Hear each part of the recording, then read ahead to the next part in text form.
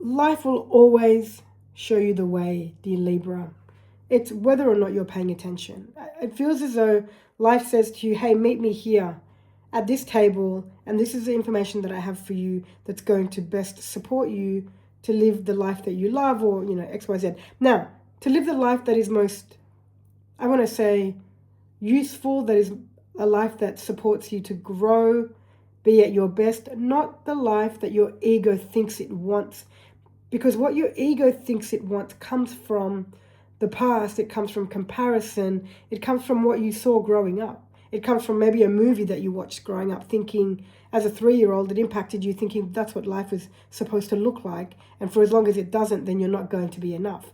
That's how the ego operates. I'm not referring to the ego. I'm referring to what is genuinely a life that you love. And life itself, you can call it whatever you want. I'm just going to call it life. Doesn't matter what you call it. It's entirely up to you.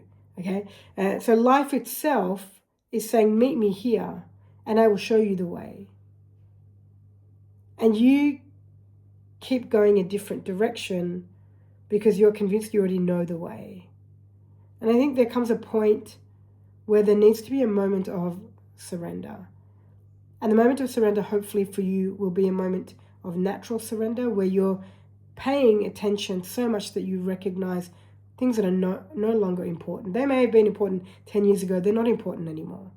And you're not who you were 10 years ago. You're who you are today. And it's time for you to let go of the things that are no longer important.